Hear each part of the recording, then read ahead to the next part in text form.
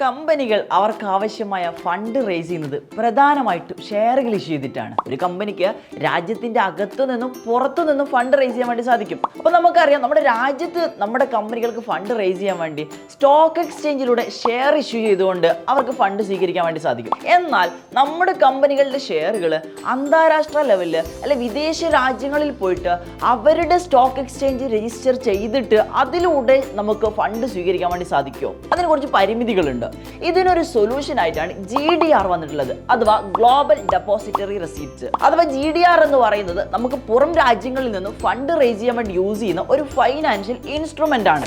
GDR ഉപയോഗിച്ചുകൊണ്ട് നമുക്ക് പുറം രാജ്യങ്ങളിലെ സ്റ്റോക്ക് എക്സ്ചേഞ്ചിൽ രജിസ്റ്റർ ചെയ്യാതെ തന്നെ നമുക്ക് നമ്മുടെ ഷെയറുകൾ ട്രേഡ് ചെയ്യാൻ വേണ്ടി സാധിക്കും. അതിനാദ്യമായി നമ്മൾ ചെയ്യേണ്ടത് നമ്മുടെ ഷെയറുകളെ GDRലേക്ക് കൺവേർട്ട് ചെയ്യുക എന്നതാണ്. കാരണം നമ്മുടെ രാജ്യത്തെ ഷെയർ മറ്റു രാജ്യങ്ങളിൽ പോയി അവിടെ രജിസ്റ്റർ ചെയ്ത് അതുപോലെ ഇഷ്യൂ ചെയ്യുക എന്നത് കുറച്ച് പരിമിതികൾ ഉള്ളത് കൊണ്ട് തന്നെ നമ്മൾ GDR ആണ് ഷെയറിനെ റെപ്രസെന്റ് ചെയ്തുകൊണ്ട് ട്രേഡ് ചെയ്യുന്നത്. നമ്മൾ ഷെയർ ഇഷ്യൂ ചെയ്യാൻ വേണ്ടി ഉദ്ദേശിക്കുന്ന രാജ്യത്തെ ഡെപ്പോസിറ്ററി ബാങ്കിന്റെ സഹായത്തോടെ അത് ത്രൂ ആണ് നമ്മൾ GDR കോമൺലി ഇഷ്യൂ ചെയ്യുന്നത്.